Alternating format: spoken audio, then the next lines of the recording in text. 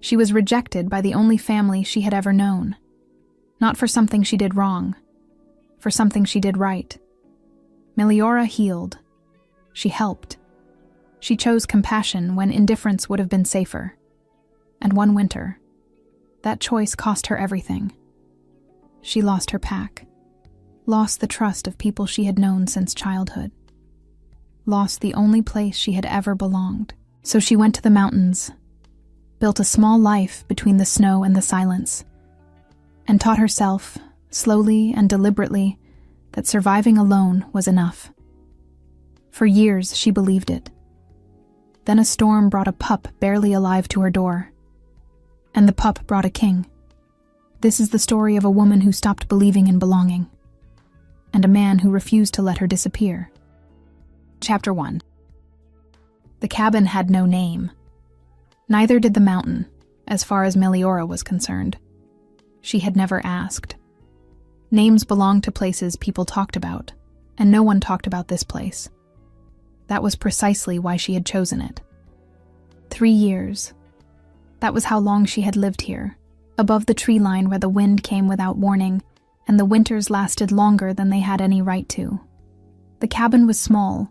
1 room, 1 hearth, shelves of dried herbs and stoppered jars and the particular kind of order that comes from having only yourself to answer to. It was not beautiful. It was not warm in the way a home with people in it is warm. But it was hers, and no one here looked at her the way they had looked at her before. She had learned, in the year since leaving, that solitude was not the same as loneliness. Loneliness was what she had felt in the pack, surrounded by people who had decided, without evidence and without courage, that she was someone to be doubted. Solitude was simply silence, and silence, she had discovered, was something she could live inside without breaking.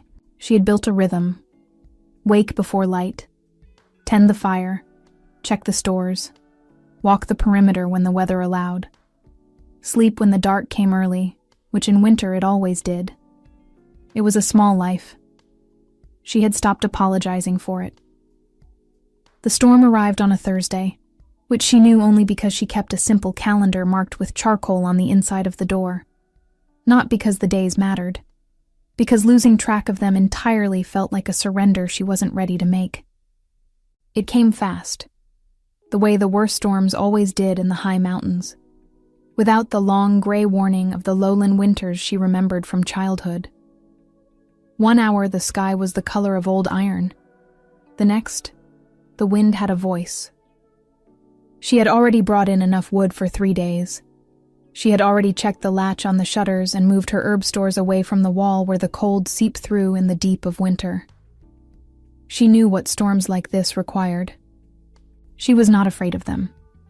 She pulled on her coat, heavy wool, mended twice at the left shoulder, and went out one last time to secure the woodpile cover before the snow made it impossible. The cold hit her like a wall. She lowered her head and moved. She found him at the edge of the tree line. At first she thought it was a piece of debris, something the wind had carried and dropped at the base of the largest pine at the forest's edge.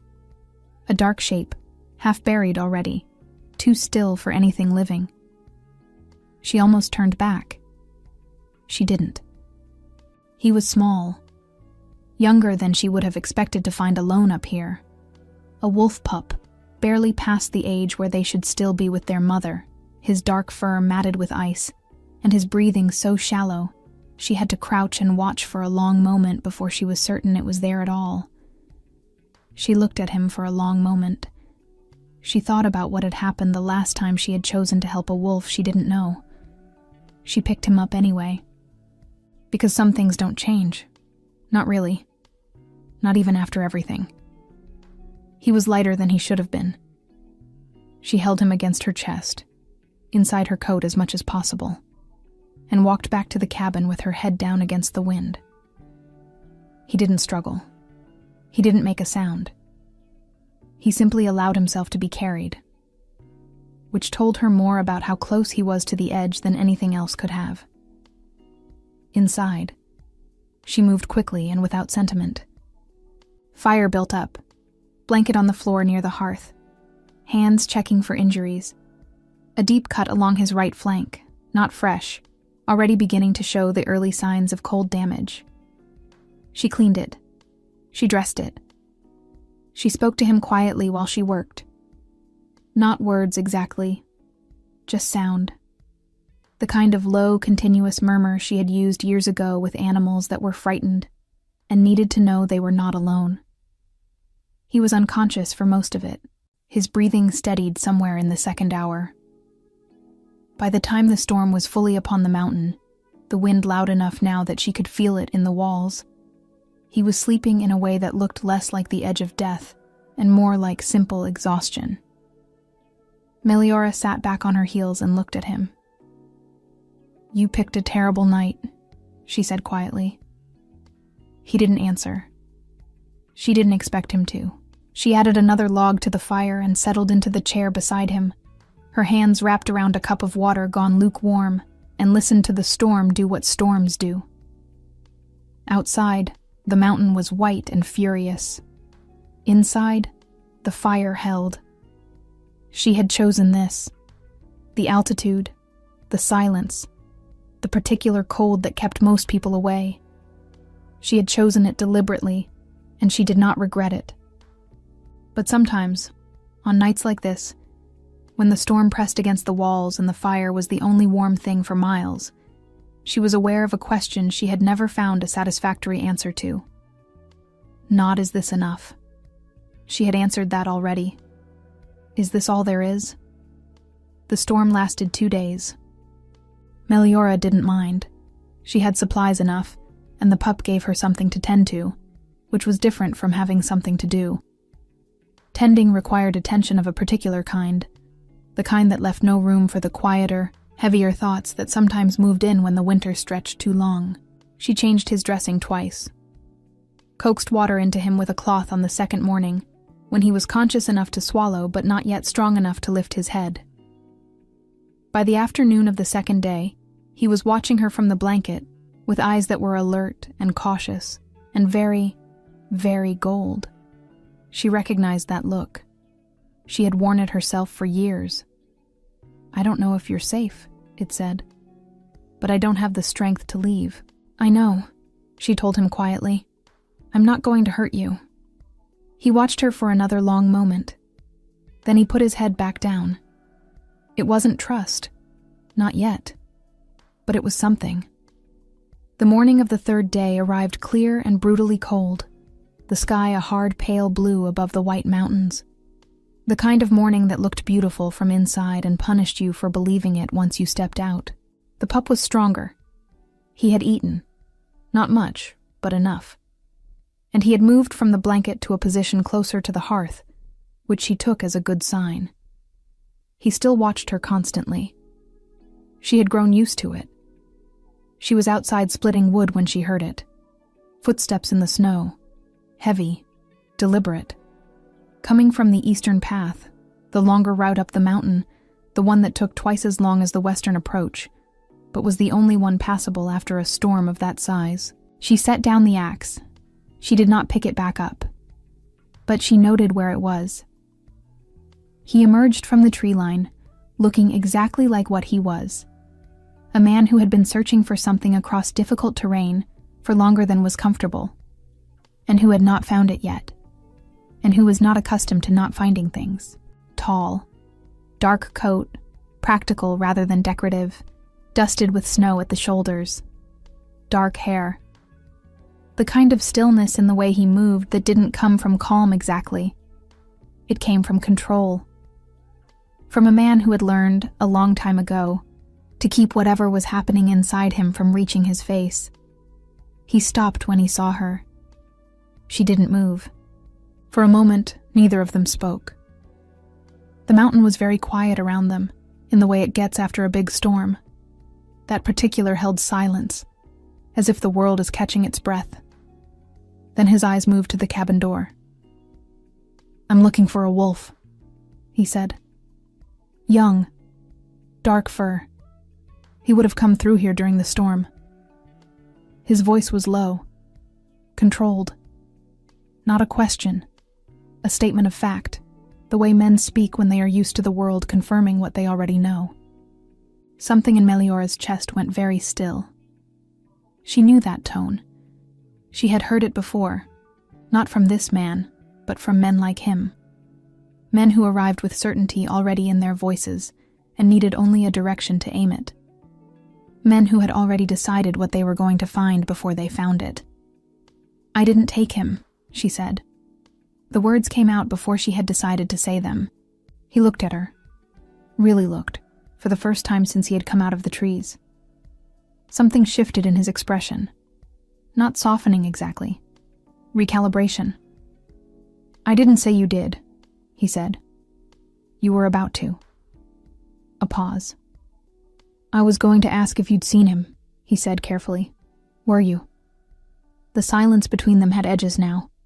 She watched him the way she had learned to watch people who arrived with authority in their bearing and questions in their mouths. And he watched her. And she could see him doing the thing that people did when they encountered something they hadn't expected. Adjusting. Reassessing. He was not what she had assumed. She was not what he had assumed. Neither of them had enough information yet to know that. "He's inside," she said finally. Something moved across his face then. Fast and real and entirely unguarded. Relief. Pure and immediate before he could contain it. It lasted less than 2 seconds. But she saw it. "He was at the tree line when I found him," she continued, her voice even. "During the storm, he was injured and hypothermic. I brought him in. He was already moving toward the door. She stepped into his path. Not blocking him, not quite, but present. He's been through enough," she said quietly. "You can see him, but you come in calmly, or you don't come in at all." He stopped. He looked at her, this woman standing in the snow outside a mountain cabin, telling him how he was going to enter a room.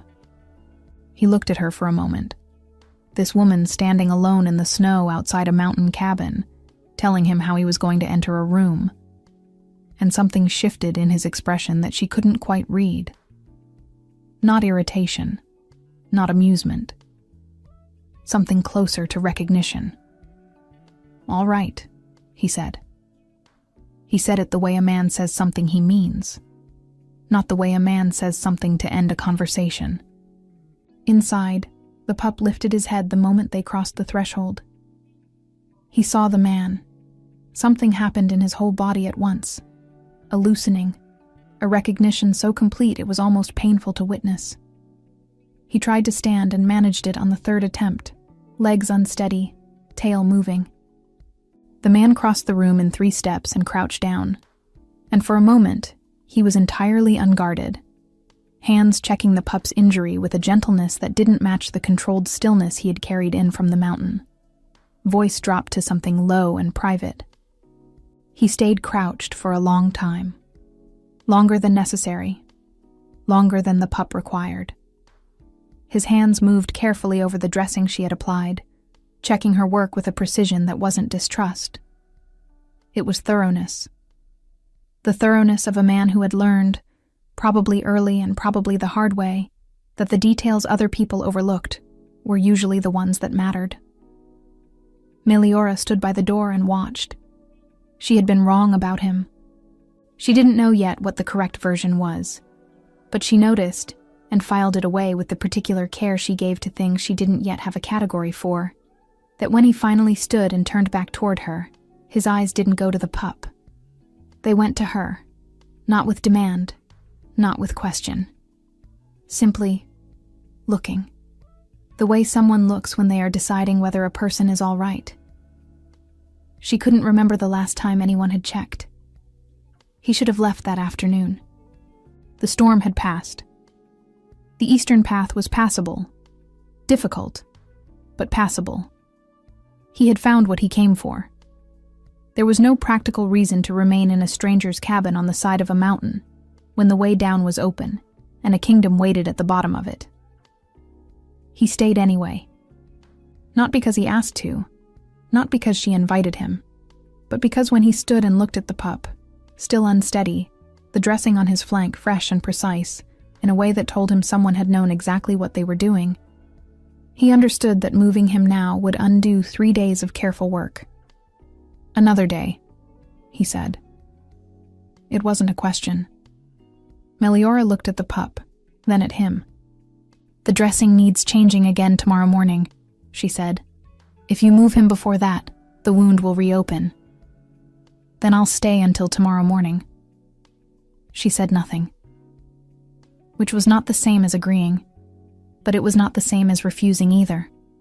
The cabin was not built for 2 people. This became apparent within the first hour. Not dramatically. There was no confrontation, no collision, no moment where the smallness of the space became a problem either of them acknowledged aloud. It was subtler than that. The awareness of another person where there had been no other person for 3 years, the way she adjusted her movements without thinking, reaching past him for a jar of herbs, angling slightly differently when she tended the fire. The small, unconscious recalibrations of a body that has learned to exist in a space alone and is now learning, reluctantly, that the space has changed. He was not intrusive. She would give him that. He found a place, the chair near the window, away from the hearth, away from her workbench, and he occupied it with the particular stillness of a man who understands that he is a guest in someone else's space and is choosing to behave accordingly. He didn't offer conversation. He didn't fill the silence with questions. He sat with the pup at his feet, and he was simply present. It should have been easier to ignore than it was. She made soup that evening. Not for him. She would have made it regardless. But there was enough for 2, and not making him a bowl would have required a deliberateness that felt like its own kind of statement. So she set a second bowl on the table without comment, and he came to the table without comment, and they ate in a silence that was not comfortable exactly, but was not hostile either. Somewhere in the middle of it, he said, "You knew what you were doing, with the wound." It was not a compliment precisely. It was an observation, the kind that acknowledges competence without making anything of it. "I was a healer," she said, "in my pack." She hadn't meant to say that last part. In my pack. Past tense. The 2 words that contained everything she hadn't told him and wasn't planning to. He didn't pursue it. He simply nodded, the way someone nods when they have heard something that raises questions they have decided, for now, not to ask. But she noticed that he didn't let it go entirely either. He set his bowl down with a small deliberateness, the movement of a man filing something away, rather than discarding it. In her pack. Past tense. 2 words that contained a wound she hadn't named and he hadn't asked her to. He wasn't going to ask, but he wasn't going to forget either. She wasn't sure if that made her more or less comfortable. After dinner, he helped her clear the table. She hadn't asked him to. She hadn't expected him to. Men like him, men with that particular quality of authority, that controlled stillness, did not generally reach for bowls to wash in mountain cabins. It wasn't cruelty. It simply wasn't something that occurred to them. It occurred to him. She noticed. She didn't say anything about it. That night, she gave him the blanket from the chest at the foot of her bed.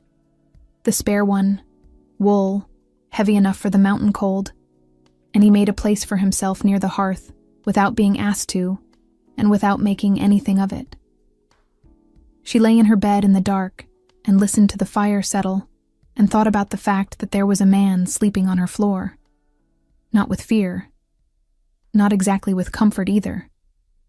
With something she didn't have a clean word for. The particular unease of a person who has arranged their life very carefully around the absence of other people and has just been reminded without warning that other people exist. She hadn't forgotten. Not really. She had simply gotten very good at not thinking about it. The pup was breathing steadily near the hearth. Outside, the mountain was silent the way it gets after a big storm.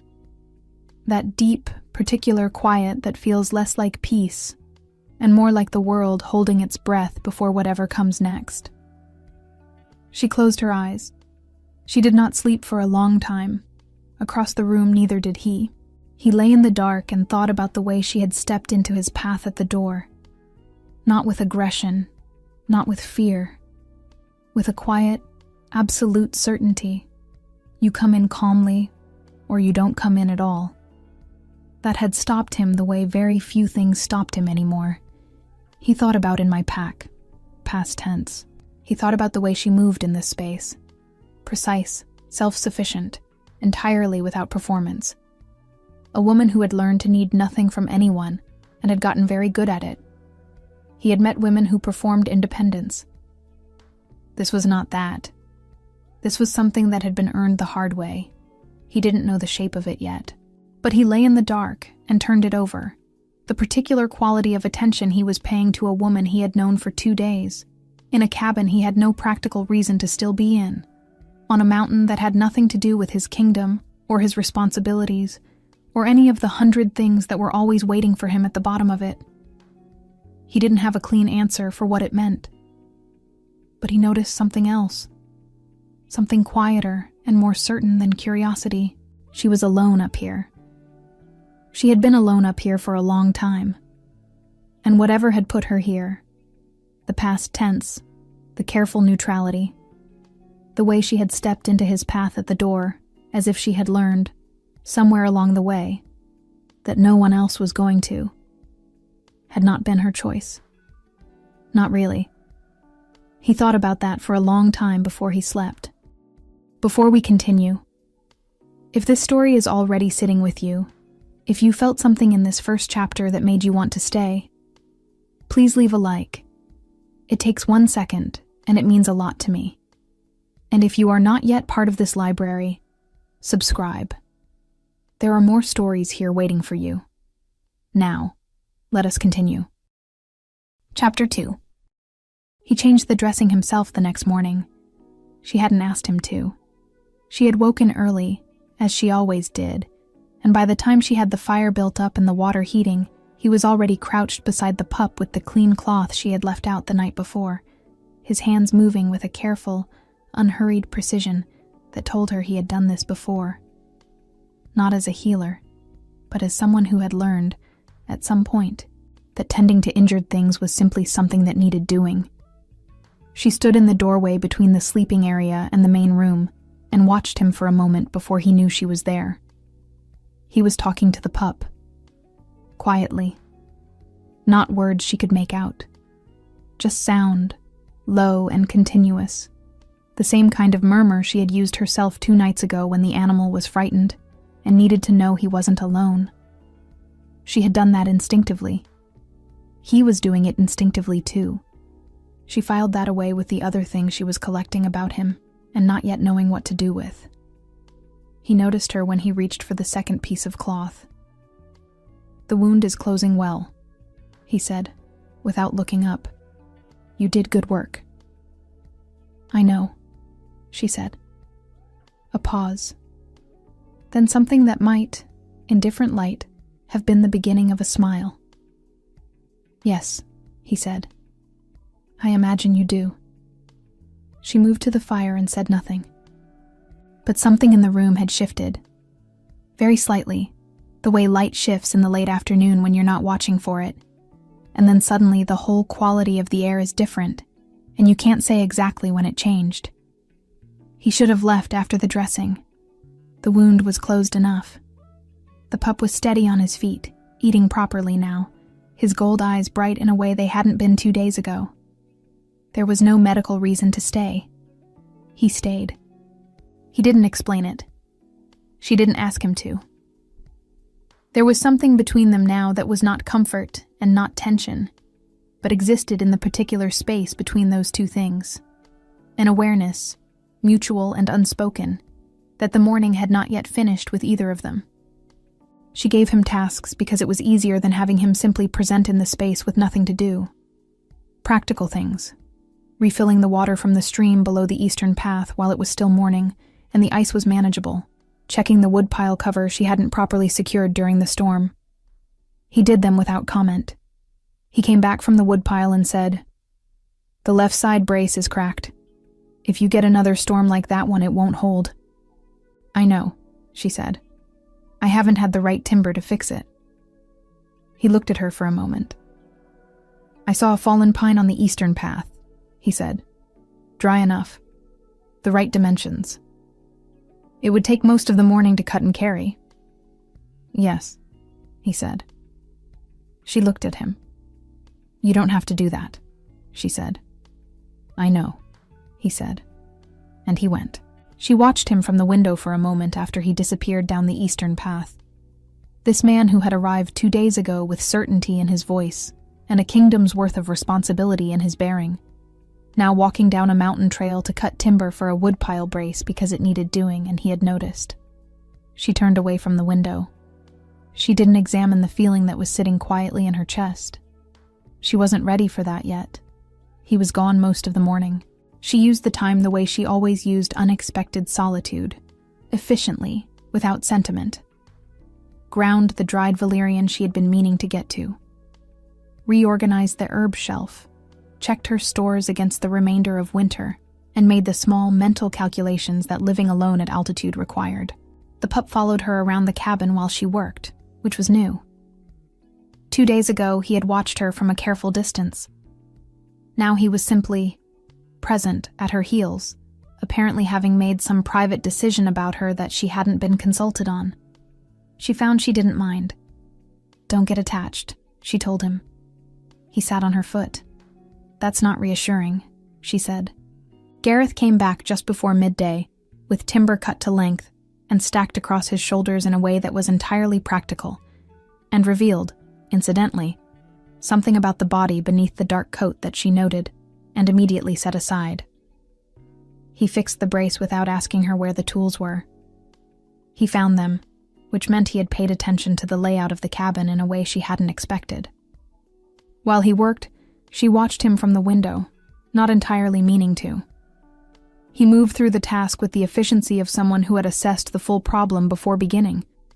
Not just the brace, she realized, but the entire woodpile structure. He reinforced 2 other points she hadn't asked him to. Points she hadn't noticed were weakening. He had seen the whole picture, not just the part she had shown him. She filed that away too. It took him less time than she would have thought. He worked cleanly, without wasted movement, without the particular performance some men brought to physical tasks when there was a woman watching. He wasn't performing. He was just fixing the brace. When he was done, he stood back and looked at it with the critical eye of someone checking their own work honestly, rather than looking for confirmation. "That'll hold," he said. "Thank you," she said.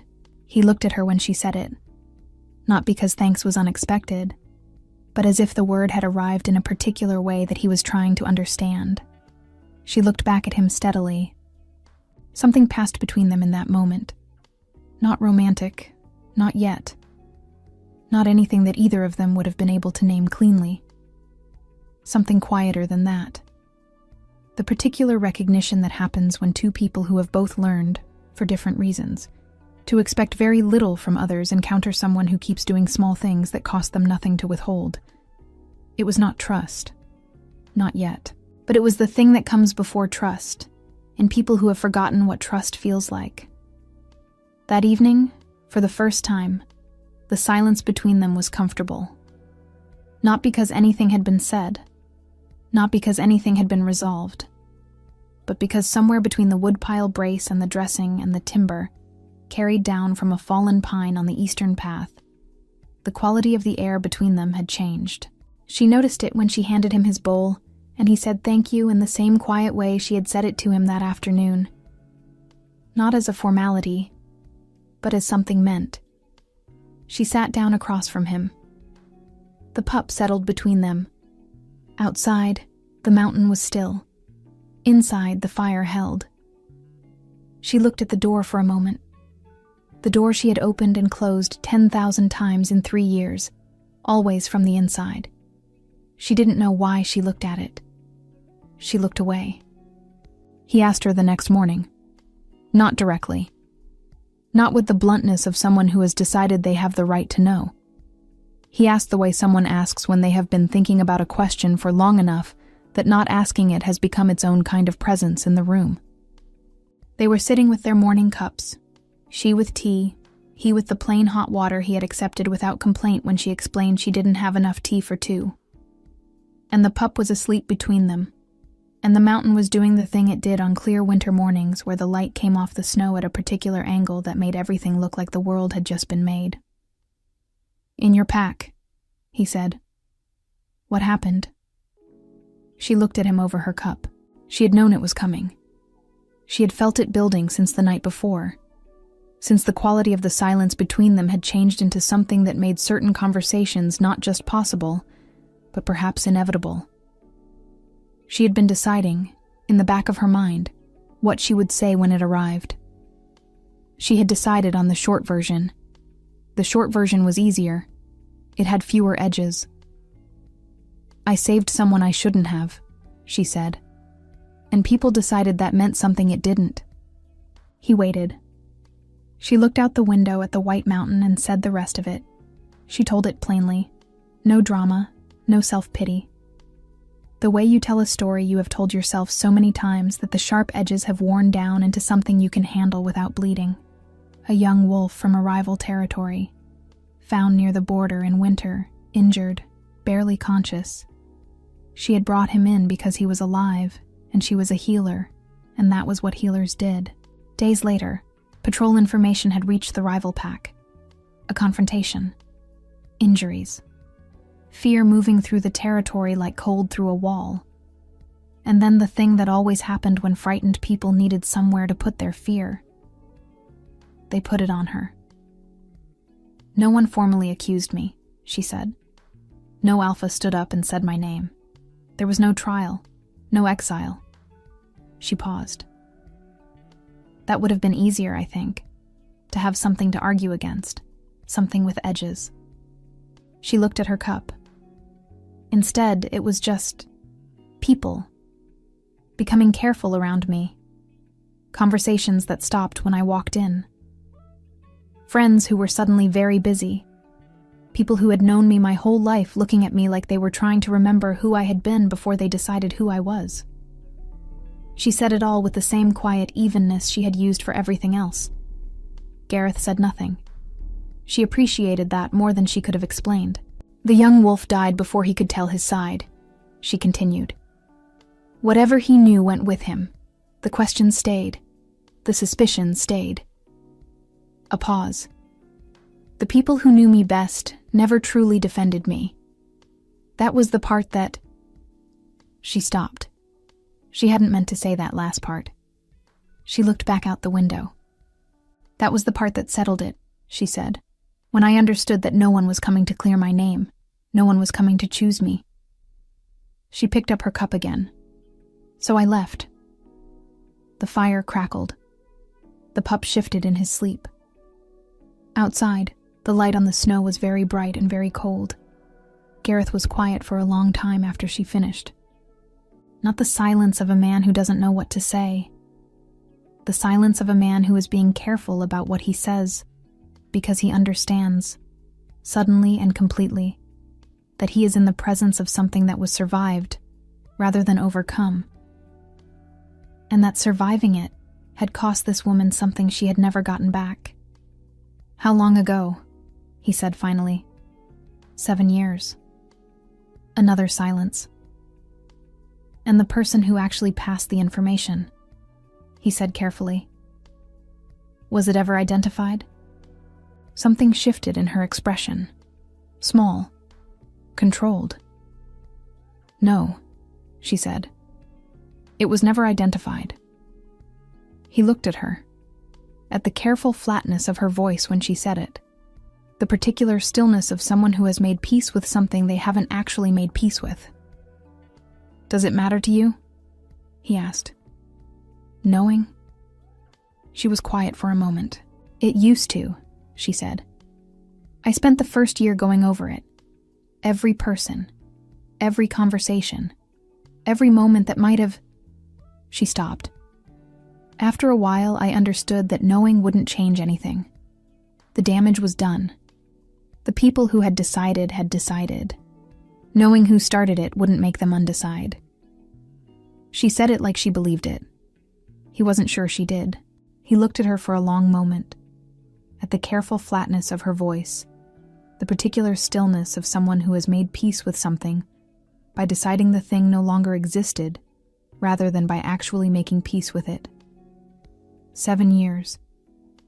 She had carried this for 7 years because no one had thought to look, because frightened people had chosen a direction and no one with the authority to question that direction had questioned it. He had that authority. He hadn't known her then. He knew her now. The decision formed quietly, the way his most certain decisions always formed. Not with drama, not with announcement, simply with the particular finality of something that had already happened before he had found the words for it. He was going to find out. Not for her. She hadn't asked. Not for the kingdom. It had nothing to do with the kingdom. Because she deserved to know. And because he was, apparently, the first person in 7 years who intended to make sure she did. The conversation moved on after that, not because either of them wanted to leave it, but because she had given him as much of it as she had decided to give, and he was not the kind of man to push past what someone had chosen to offer. But something had changed. He had arrived 3 days ago looking for a wolf pup in a mountain storm. He had found the pup.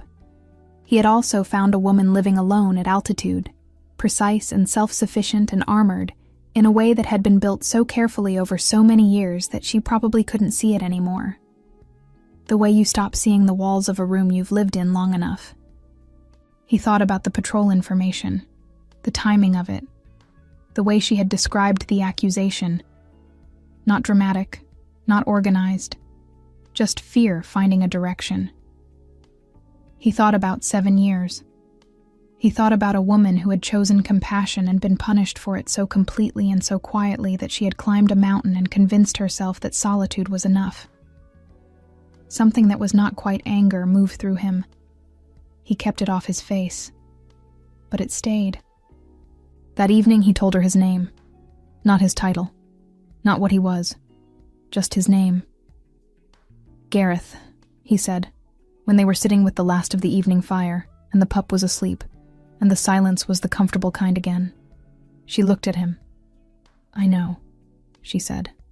He stilled. You knew. Not at first, she said. The coat, the way you move, the way you didn't ask me who owned this territory. A pause. It took me until the second day. He was quiet for a moment. And you didn't say anything. Neither did you. He looked at her, this woman who had known for 2 days that she was housing the Alpha King in her one-room mountain cabin, and had said nothing, asked for nothing, treated him with the same careful, measured equanimity she applied to everything else. Most people, he began. I'm not most people, she said simply. She picked up her cup. He looked at the fire. No, he said quietly. You're not. The fire was low. The mountain was dark outside the window. The world below the mountain, he said after a moment. Not a question. Not quite a statement. Something in between. The careful opening of a door he wasn't sure she was ready to walk through.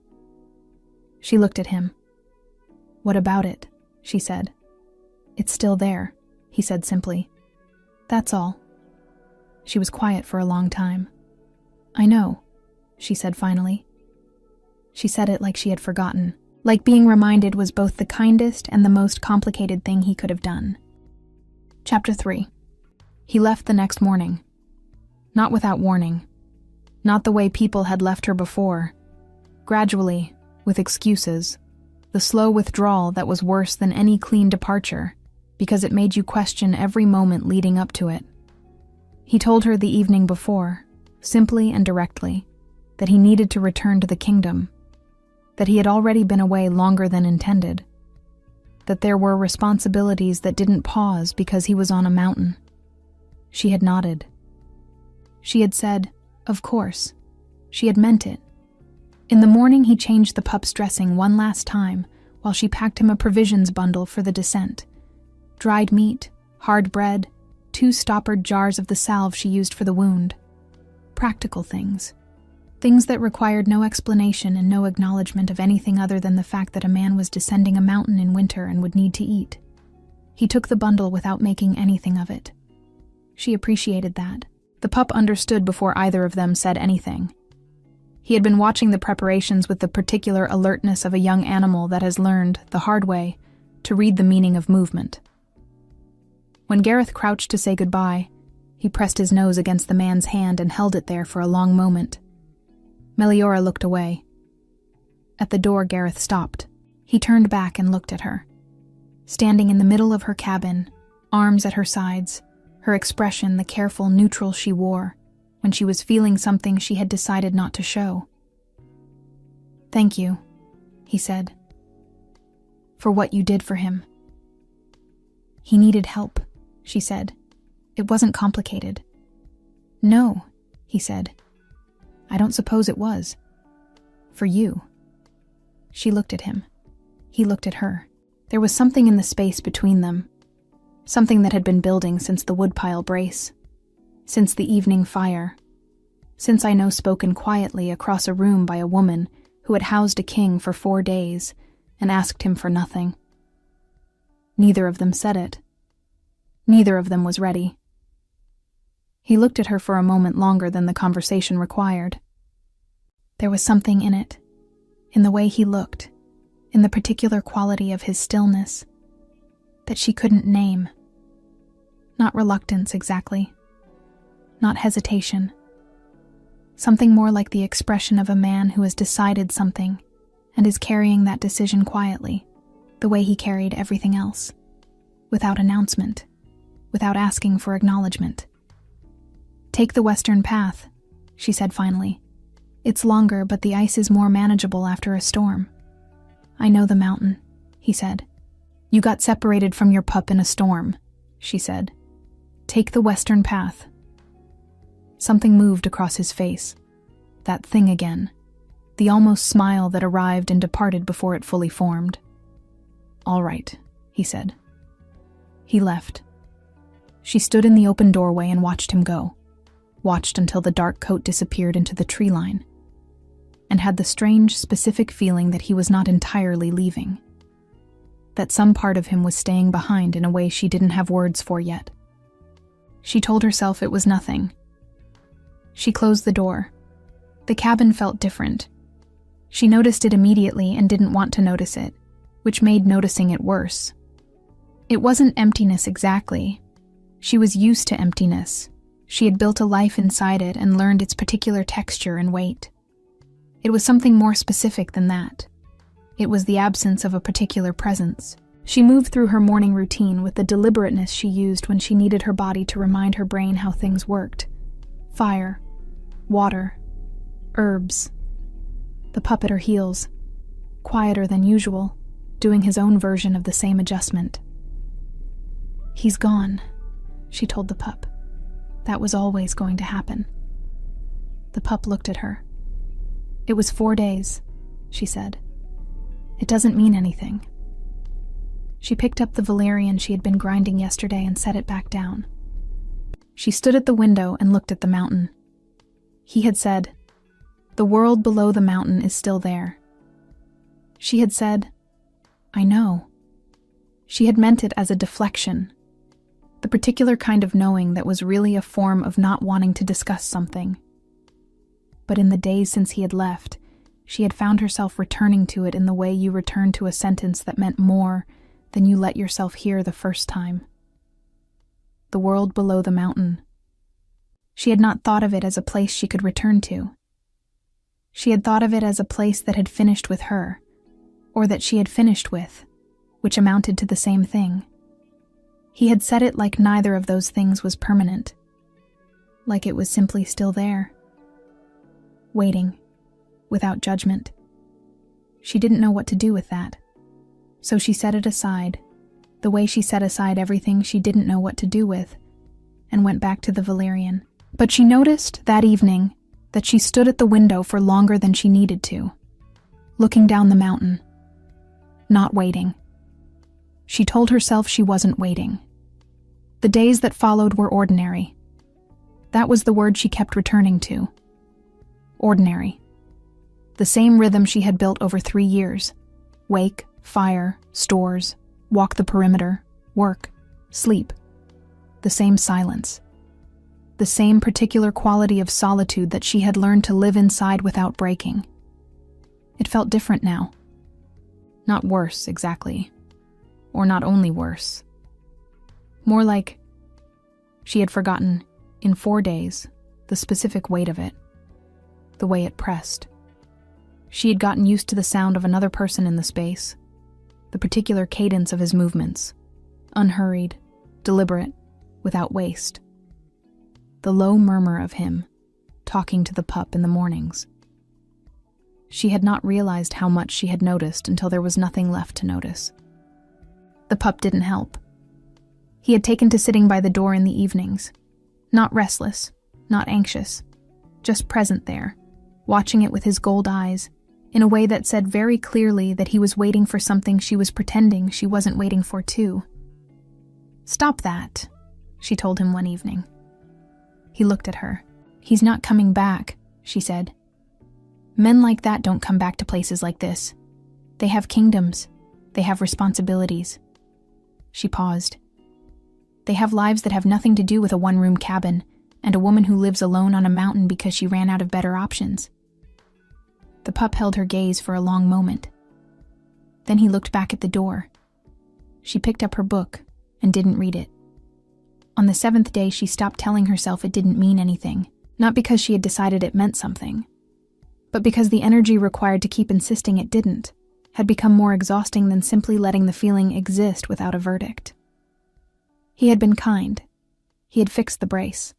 He had changed the dressing without being asked. He had listened to her tell the worst thing that had ever happened to her, and he had not looked at her differently afterward. That was all. It was also more than anyone had given her in 7 years. She was aware that was a problem.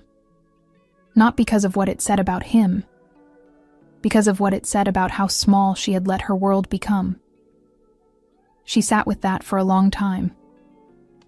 Outside, the mountain was cold and still and entirely unhelpful. Inside, the fire held. And on the 8th day, she heard footsteps on the eastern path. She was at the window before she had decided to move. The dark coat emerged from the tree line. He was carrying something. A wrapped bundle, practical, the size of a saddlebag. He was moving with the same deliberate, unhurried pace she had memorized without meaning to. He looked up at the cabin and saw her at the window. He raised a hand. Simple. Undemonstrative. She stepped back from the window. She stood in the middle of the cabin for a moment, her heart doing something she had no patience for, and then she went to the door and opened it before he knocked. He stopped on the threshold. "I said I knew the mountain," he said. "You took the western path," she said. "I took the western path." She looked at him. He looked at her. "Come in," she said. He did. He stayed 3 days the second time. Not because of the pup. The pup was healed, steady on his feet, entirely recovered in the uncomplicated way that young animals recover when they have been well cared for. Not because of the weather. The mountain was cold but clear, the paths passable, no storm threatening on any horizon.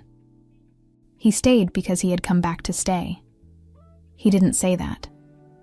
She didn't ask him to confirm it. But it was present between them in the way certain true things are present. Not spoken, not hidden, simply there. The way the mountain was there, requiring no announcement. The bundle he had carried up the eastern path contained practical things. A length of good rope. A jar of rendered fat for weatherproofing the cabin's exterior boards. 2 books. One on mountain herbs she didn't have. One without any practical value at all. Simply a novel, the kind with a cracked spine that said someone had read it more than once. She looked at the novel for a moment. She looked at him. He was unpacking the rope with his back to her. She put the novel on her shelf between the valerian and the dried elderflower, and said nothing. The rhythm of the cabin adjusted around 2 people more naturally the second time. She noticed that, and tried not to find it significant. The body adapted, she told herself. That was all. 3 years of solitude and 4 days of company, and 8 days of solitude again, and now company once more. The body simply updated its calibrations. It didn't mean anything beyond that. The pup was entirely unbothered by this internal argument. He divided his time between them with the cheerful pragmatism of a creature that had decided both humans belonged to him and saw no contradiction in this. She found herself, on the second morning, telling Gareth about the herbs. Not in a deliberate way, not sitting him down to explain her work, just talking while she worked, the way you talk when someone is present, and the silence has become comfortable enough that filling it occasionally feels natural rather than necessary. She told him about the mountain valerian, and how it grew differently at altitude, shorter, more potent, less predictable than the lowland variety. She told him about the elder tree at the base of the western path, the one she checked every spring for the first flowers, and how she had built her entire fever treatment around that single tree because it was the only elder within 2 hours of the cabin. He listened the way he did everything, with his full attention and without performance. At one point, he asked a question that told her he had understood something she hadn't explained directly, that had to be inferred from 2 separate things she had said 20 minutes apart. She paused. "You were paying attention," she said. "I was," he said simply. She turned back to her work. The feeling in her chest did not have a clean name.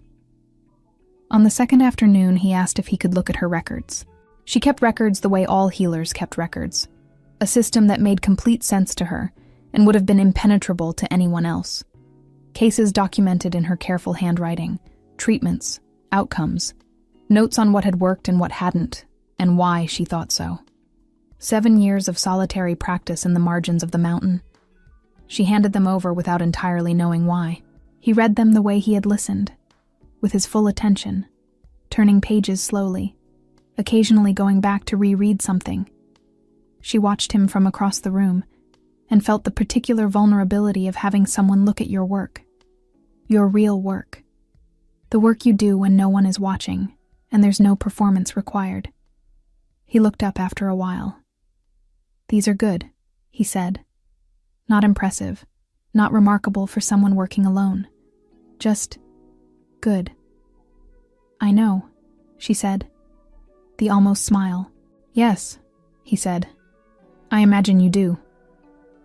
That evening, after dinner, he was quiet in a different way than his usual quiet. She noticed it the way she noticed everything about him now. Not looking for it, simply receiving it. The way you receive information about a landscape you've been walking long enough to read. He was thinking about something. She let him think. Eventually he said, "I want to ask you something. You don't have to answer." She set down her cup. "When you left your pack," he said carefully, "did you leave anyone behind? Family, someone who—" "No," she said. The word came out simply, no grief in it, just fact. "My parents were gone before it happened. There was no one who—" She paused. There was no one who made leaving difficult. That was its own kind of answer about the situation. He nodded. The fire crackled. "Why?" she asked. He looked at the fire for a moment. "Because I've been thinking about what you told me," he said.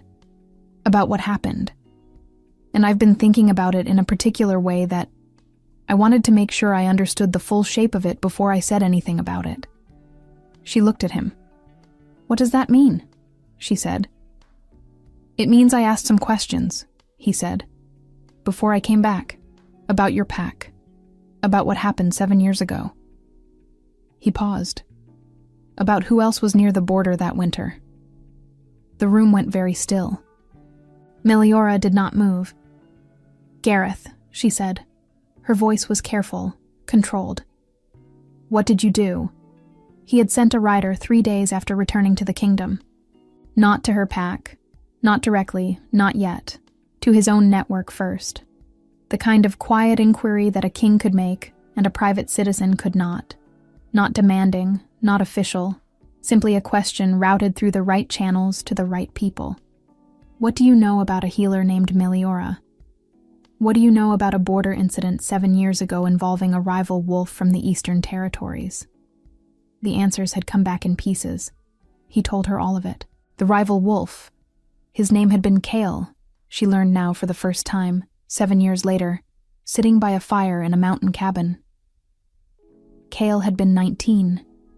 He had crossed the border alone, without pack sanction, because he was young and injured and desperate, and the closest shelter was on the wrong side of the line. He had not carried patrol information. He had not been capable of carrying patrol information. He had been unconscious for most of the 3 days before he died.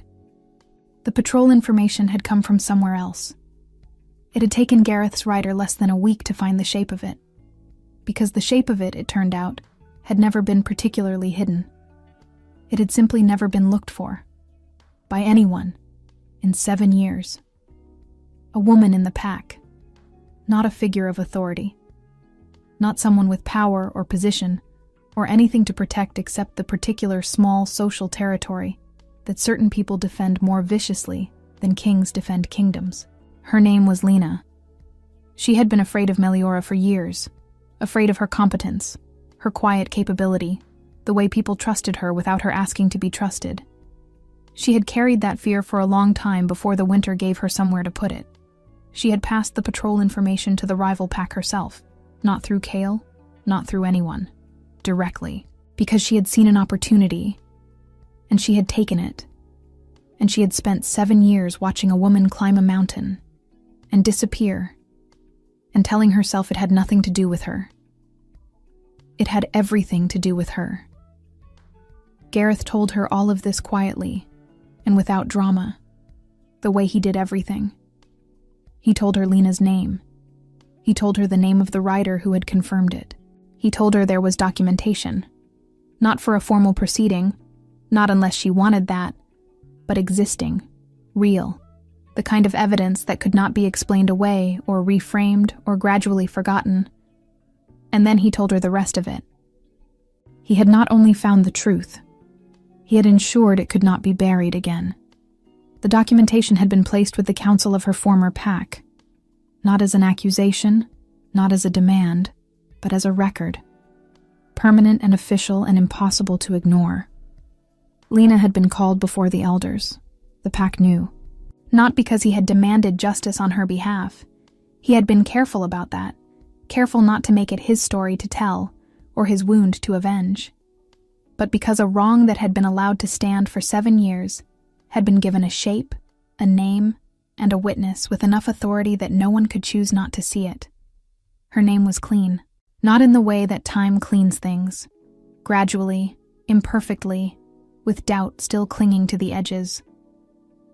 Clean the way a formal record is clean, permanent, unambiguous.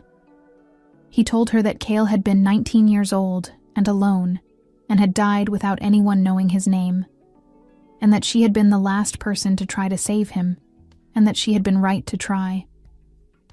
He told her she had been right the whole time. He said it simply, like a fact, like something that had always been true, and simply needed someone to say it out loud. Meliora sat across from him and did not speak for a long time. The fire crackled. The pup was asleep between them. Outside, the mountain was dark and cold and entirely still. Inside, something was happening that she didn't have words for yet. Something large and slow-moving, the way glaciers move, the way the kind of grief that has been frozen for a very long time begins, eventually, to thaw. She had been right. She had been right the whole time, and no one had come to tell her that for 7 years, until now. Until this man who had arrived in a storm looking for a wolf pup, and had stayed, and left, and come back, and quietly sent a rider to find the truth she had stopped believing anyone would look for. Without her asking, without her knowing, because he had listened to her tell the worst thing that had ever happened to her, and he had decided, without announcement, that it mattered. She looked at him across the fire. "Why?" she said. The word came out smaller than she intended. He looked at her steadily. Because it was the truth, he said, and you deserve to know it. The fire was very low now. The cabin was warm and still. Meliora looked at him for a long time without speaking. My name, she said finally. Below the mountain. Is clean, he said. It has been, since the documentation was placed. Anyone who knew the old story knows the new one now. She absorbed that. 7 years she had lived above the world, because the world below had decided who she was without asking her. And now that decision had been unmade, not by time, not by forgetting, but by this man who had arrived in a storm and listened, and quietly, without announcement, had gone and fixed it. You didn't have to do that, she said. I know, he said.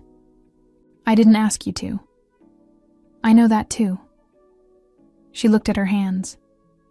The world below the mountain, she said quietly. She returned the words to him now, not as deflection, not as distance, but as something she was finally ready to hear. Is still there, he said. And now it has nothing to hold against you. She didn't answer. But something in her face shifted, very slightly, the way the sky shifts in the last minutes before dawn. Not yet light, but no longer entirely dark. Chapter 4. She didn't cry immediately. That was the thing about grief that had been frozen for a long time. It didn't rush. It moved the way ice moved, slowly and with enormous weight, and the thawing was not dramatic. It was not a breaking open. It was more like a door that had been sealed for so long that when it finally moved, it moved almost silently, on hinges that had forgotten they were hinges. She sat with it for a long time. Gareth didn't move, didn't speak, didn't try to fill the silence with anything. Not reassurance, not questions, not the particular kind of well-meaning noise that people made when they were uncomfortable with someone else's pain and needed to do something about it. He simply stayed where he was, on his side of the fire, present and still and entirely without agenda. She was aware of that. She was aware of everything about him in this moment, with a clarity that felt almost unbearable. The first thing she said, after a long time, was, Cale. Just the name, testing the weight of it. He was 19, she said. Yes. I didn't know his name. She looked at her hands. I knew everything else about him. His temperature, the depth of the wound, the rate of his breathing. I knew when it was going to go wrong before it did. I sat with him for 3 days. She paused. I didn't know his name. You know it now, Gareth said quietly. She looked up at him. Cale? She said again. Different this time. Not testing. Placing. Giving the name somewhere to live after 19 years and 7 of them carrying the wrong meaning. Gareth held her gaze. He crossed the border alone, she said. He was injured. He came because there was nowhere else. Yes. And Lena... She stopped, started again. Lena watched me leave. She watched me climb this mountain and disappear, and she stopped again. The fire crackled. She let you go, Gareth said. Simply, without embellishment. She let me go, Meliora repeated. The words landed differently than she expected. Not with anger. Or not only with anger. With something sadder than anger. The particular grief of understanding, finally and completely, that the damage was not an accident. That there had been a choice. That someone had looked at the shape of what they were doing and continued anyway. 7 years. She had spent 7 years on a mountain because someone had been afraid of her. Not of what she had done. Of what she was. The tears came quietly. Not the dramatic kind. Not the kind that announced themselves or demanded response. The kind that arrived because the body had been holding something for a very long time and had finally understood that it was allowed to put it down. She didn't try to stop them. She had stopped apologizing for things that didn't require apology a long time ago. Grief was one of them. Gareth didn't move toward her. She was grateful for that. Some people, when they saw tears, needed to fix them, needed to close the distance, offer comfort, transform the moment into something they could participate in. It came from kindness, usually. But it also came from discomfort. From the inability to simply witness someone else's pain without making it about the witnessing. Gareth was not that. He stayed where he was. He was simply present.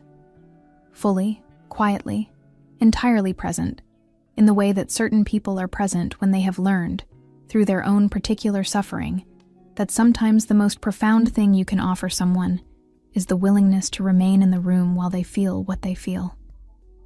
She cried for a while. He stayed. The pup woke at some point and moved. Not to her, not to him, but to the space between them, where he settled with his head on his paws and his gold eyes open, bearing witness in his own way.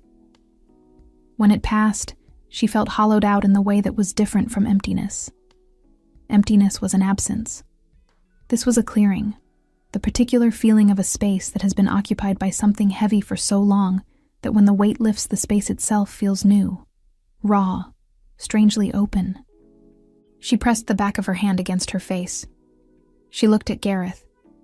He was looking at her the way he had looked at his own work on the woodpile brace. Honestly, without performance, simply seeing what was there. "I don't know what to do with this," she said. "You don't have to know yet," he said. 7 years, she said. "I know. I convinced myself it was enough." She looked at the fire. The cabin, the herbs, the solitude. I told myself I had made something here and that it was sufficient, and I believed it. A pause. I believed it almost all the way. "Almost," he said. "Almost," she agreed. The word sat between them. She looked at him. He was watching her with that particular quality of attention she had stopped trying to catalog and simply accepted now. The attention of a man who was not looking for something, not waiting for something, simply looking at her. Present, unhurried, as if she were worth the time, as if she had always been worth the time. "Why did you come back?" she asked. She had asked it before. Not in words, but in the way she had stepped back from the window when she saw him coming through the tree line. In the way she had opened the door before he knocked. She had asked it in all the ways that weren't asking it directly, and he had answered in all the ways that weren't answering directly, and they had both understood and said nothing. But she was asking now. Directly. He was quiet for a moment. "Because I kept thinking about what you said," he said. "About no one coming to choose you." He paused. "I didn't like what that meant. That you had lived 7 years with that as the last true thing anyone had shown you." She looked at him. "So you sent a rider," she said. "So I sent a rider," he said, "and came back. And came back." The fire was lower now, settling into coals, the light warmer and more amber than before. The cabin was very quiet. The mountain was very still. She stood. He stood. But before she could move, before she had taken a single step across the room, he spoke. "I need to tell you something," he said. "Before anything else." She waited. "I didn't send the rider because I was curious," he said. "And I didn't come back because of the pup." He paused. "I came back because I have spent most of my life making decisions based on what was necessary, what was strategic, what was owed." Another pause. Shorter, more deliberate. "This is none of those things." He looked at her steadily. "I'm not going to pretend I know exactly what this is," he said. "But I know what it isn't. It isn't obligation. It isn't politics. It isn't anything I owe you or anything you owe me." He crossed half the distance between them. Not all of it. Half. Leaving the rest for her. For, "I know what you lost," he said quietly. "I know what it cost you to trust anyone enough to let them see it. I'm not asking you to do that again based on 4 days in a storm and a wolf pup." A pause. I'm asking you to let me show you, over time, at whatever pace you need, that I am not going to be another person who leaves without looking back." The fire crackled. The pup was very still. She looked at him, this man standing in the middle of her cabin, halfway across the room, having crossed half the distance and left the other half entirely for her. She crossed it. She stopped in front of him. She reached up and placed her hand against his jaw. He went completely still. Not with surprise. With the particular stillness of a man who has been waiting. Not impatiently, not with expectation, but with the quiet certainty of someone who understood that this moment existed and was willing to wait as long as it required. She looked at him for a long moment. All the years of it. The mountain. The silence. The careful architecture of a life built to need nothing and no one. The long work of convincing herself that surviving alone was the same as living. And this man who had come back, who had sent a rider, who had stayed on his side of the fire and let her cry without trying to fix it, who had said you deserved to know like it was the simplest thing in the world. She kissed him. It was not a desperate kiss, not a collision. It was slow and deliberate and entirely certain, the kiss of a woman who has made a choice with her whole self and is not afraid of what it means. He kissed her back the same way. His hands came up, one at her waist, one at the back of her head, and he held her the way he did everything, carefully, without waste, like something he intended to keep. When they separated, she stayed close. His forehead came down to rest against hers.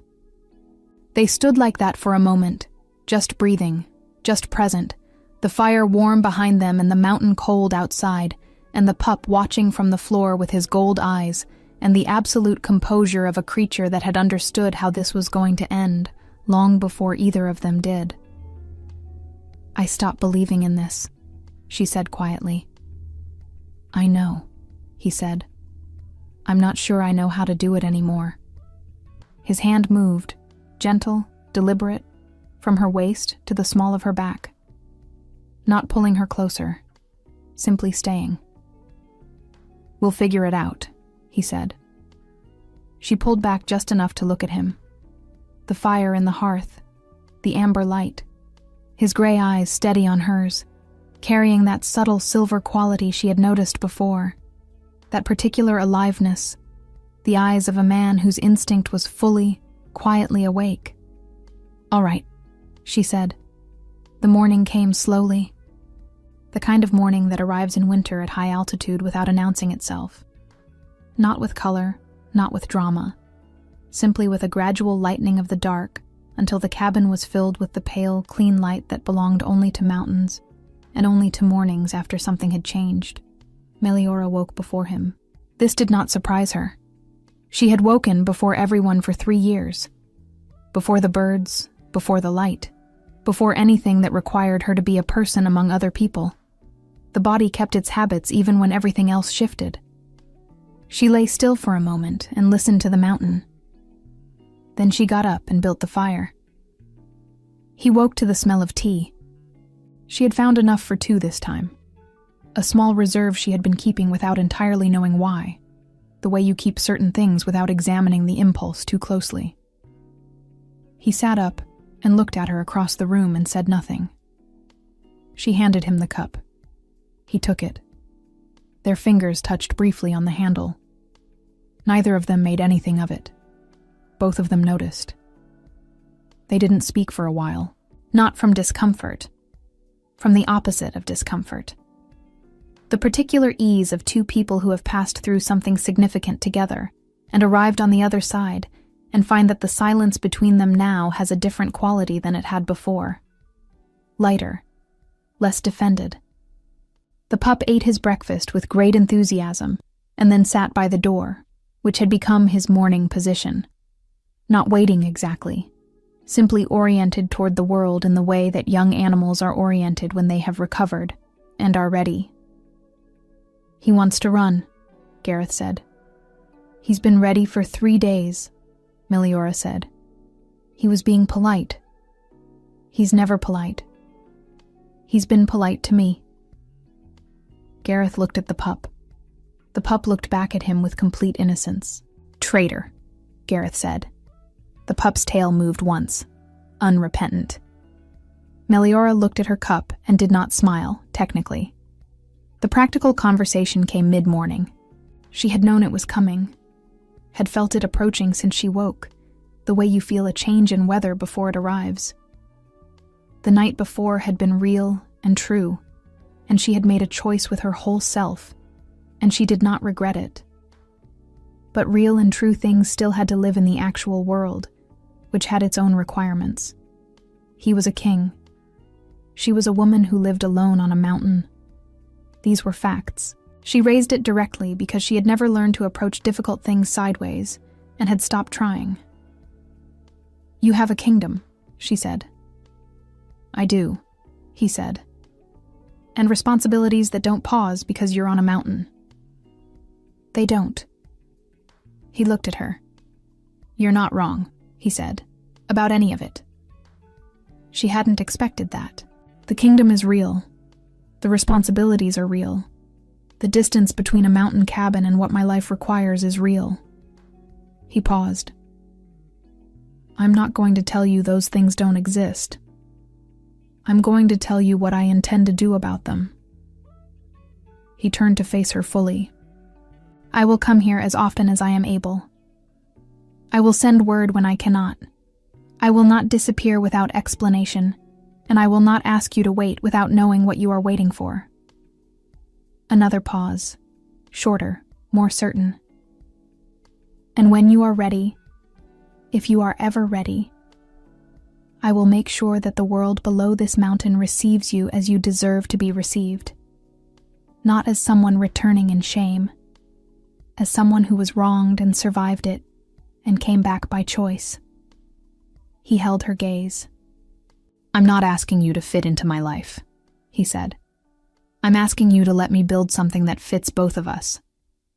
I don't know exactly what that looks like yet, but I know how to protect what matters to me, and I know how to be patient." She looked at him for a long moment. "That's a very specific offer," she said. "I'm a very specific person," he said. Something moved through her, warm and quiet and entirely unfamiliar, the feeling of being seen completely and not flinching from it. "I know," she said. They walked in the afternoon. Not a purposeful walk, not checking the perimeter, not gathering anything. Simply walking, the three of them, through the white and silent world above the tree line where the mountain opened into a vast pale sky, and the snow stretched in every direction, unmarked and clean. The pup ran, not the careful, conserving movement of a recovering animal, but the full, unguarded run of a young wolf who has been still for too long and has a mountain of open space in front of him, and no reason left to hold back. He ran in wide, looping circles around them, kicking up snow, entirely without dignity, entirely without apology. Meliora watched him. "He's going to be all right," she said. "He was always going to be all right," Gareth said, once someone decided to carry him in. She looked at him. He was watching the pup with the quality of attention she had come to recognize as simply how he was. Fully present, nothing held back, no part of him elsewhere. He turned and found her looking. He didn't look away. She didn't either. The mountain was around them, vast and cold and entirely indifferent and also somehow exactly right. The kind of place where things became clear simply because there was nothing between you and them. No noise, no politics, no history that anyone else could see. Just the snow and the sky and two people standing in it. She reached out. She took his hand. He looked down at her hand in his. He closed his fingers around it. They stood like that for a moment, the pup still running his wide, joyful circles, the mountain still and white around them, the sky pale and enormous overhead. "I spent 7 years convincing myself this wasn't possible," she said. "I know," he said. I was wrong. You were working with the information you had, he said. It was incomplete. She looked at him. Is that what you tell yourself? She said. When you're wrong about something? When the wrongness wasn't a failure of character, he said. Yes, she considered that. That's a generous framework, she said. It's an accurate one, he said. For you. She looked at the snow. She looked at the sky. She looked at his hand holding hers. Steady, certain, without performance. All right, she said. Not to him. Or not only to him. To the mountain, to the 7 years, to the woman who had climbed up here and built a small life, and convinced herself it was enough, and had been wrong about that too. Wrong in the best possible way, it turned out. All right. They came back to the cabin as the light was going. She made dinner. He set the table. The pup arranged himself by the hearth with the authority of an animal who has decided a place belongs to him and sees no reason to pretend otherwise. They ate in the comfortable silence that had become, over the course of a week and a storm, and more honesty than she had offered anyone in 7 years, simply the way things were between them. Afterwards, when the fire was low and the mountain was dark and still outside, she said it, not dramatically, not with ceremony. The way she said most true things, quietly, as if she had already decided and was simply letting the decision become audible. I think I'm ready, she said. Gareth looked at her. To come down, she said. Not immediately, not tomorrow, but soon. She paused. I think the mountain has done what it needed to do. He didn't say anything for a moment. Then, when you're ready, I'll be there. Not, I'll take you. Not, I'll arrange it. Simply, I'll be there. She nodded. Outside, the mountain was still. Inside, the fire held. And for the first time in 7 years, Meliora looked at the door and thought not about what was behind her, but about what was waiting on the other side. She came down from the mountain in early spring. Not dramatically. Not with ceremony. On a morning when the snow on the lower path had softened enough to walk without difficulty, and the elder tree at the base of the western trail had its first pale buds, the ones she had checked every year alone, the ones she had built her entire fever treatment around. She checked them one last time. Then she picked up the bag she had packed. Practical things, herb stores, her records, the novel with the cracked spine, and she walked down. Gareth was waiting at the bottom, not with a procession, not with ceremony, simply standing at the place where the mountain path met the valley road, the pup at his side, having ridden out alone at dawn because she had told him when she would come, and he had made sure he would be there. He didn't say anything when he saw her. She didn't need him to.